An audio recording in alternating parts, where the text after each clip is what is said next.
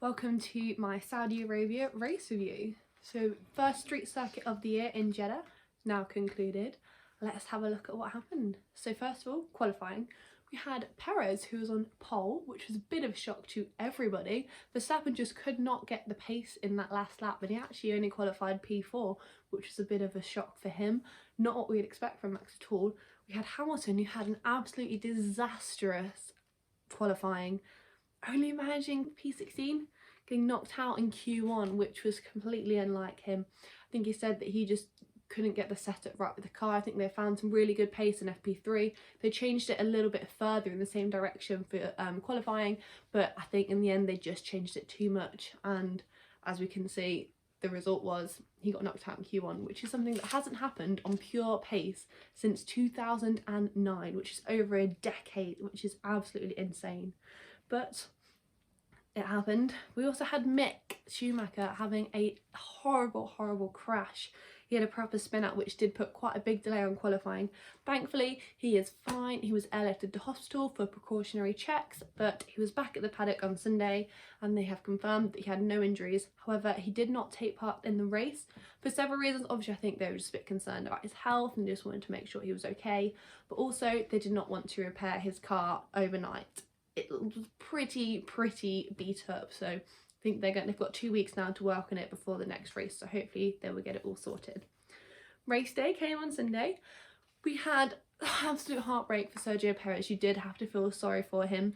He got a little bit tricked by Ferrari, so he came in for his pit. So Leclerc, on the radio, they said that Leclerc was going to pit, so then Red Bull pitted Perez to cover him off, and then Ferrari didn't actually pit, so Perez, bless him, pitted, and then we had Latifi sending it into the wall, which also brought out a yellow flag, so Ferrari had a free pit stop under the yellow flag conditions anyway, so poor Perez really did miss out, only managing to get P4 as a result of today. There was a lovely battle between Leclerc and Max, as we saw previously in Bahrain. We had the same again in Saudi Arabia. However, it does seem that Max has learned his lesson, so in Bahrain there was a lot of Max overtaken on the first DRS section and then Leclerc getting him straight back on the second, and we just had that constantly for 3 laps. However, they only did it once this time, and it's pretty clear that Max learnt his lesson, and he did not overtake in the first DRS zone. He actually turned his DRS off for a little bit so he could hold back, so that down that main straight he would have DRS and that he would be able to get ahead of Leclerc and he wouldn't then overtake him straight away, which was it's exactly what I want to see. It's clear these cars can follow quicker. All the drivers are saying that they can, and it's so nice to see good competitive racing. It's perfect. It's what we've been wanting. That's what all these rules and regulation changes were for, so they've definitely worked. There was also a bit of a tussle going on between teammates Esteban Ocon and Fernando Alonso, which I'm not too sure if their team principal would have been too happy with this. It did get a little bit scruffy at times, but it was just funny. It was entertaining to watch because they were just going at each other constantly for a couple of laps, and it was again great to see that these cars can overtake.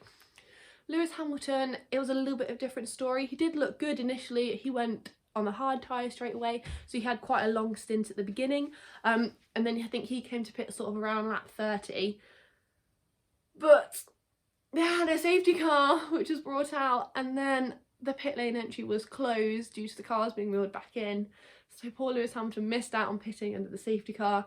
So I think he was up in 7th at this point, and then obviously he had to pit for his tyres. So he then dropped right back down and only ended up scraping 10th today. Which, I mean, after his shocking qualifying P16, I don't think he can be too disheartened with 10th considering how bad the car was this weekend.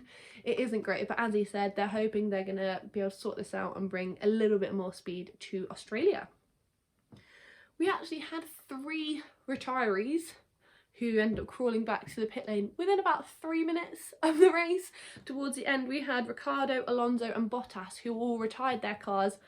I'm pretty sure it was in the space of about 2 laps. Ricciardo and Alonso managed to get back to the start of the pit lane and then just wheel the car in, and Bottas, who, when I think he came in for a pit stop, they just retired the car.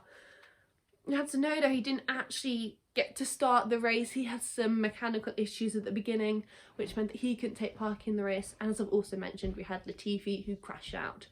Considering that Jeddah is a street circuit that is known for being so messy of a race, there weren't actually that many crashes which caused loads of issues. There are a couple of rubs between cars sometimes, but nothing as chaotic as we saw at the end of 2021.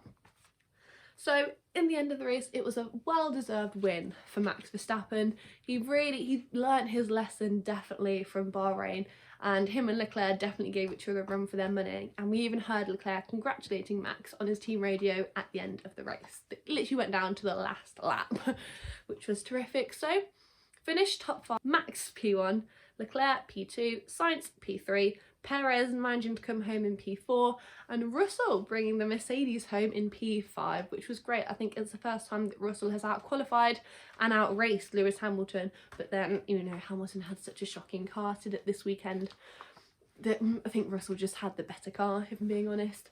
So the standings for the championship at the moment are P1, Leclerc, followed by Sainz, followed by Max, and then Russell is currently 4th with Hamilton behind in 5th, which is the top 5 for the Drivers' Championships at the minute. The Constructors' Championships, we've got Ferrari leading, Mercedes following behind, and then closely being picked up by Red Bull. I think there's only 1 point difference between Mercedes and Red Bull, so we'll have to see who can bring the A game next weekend in Australia. See you then!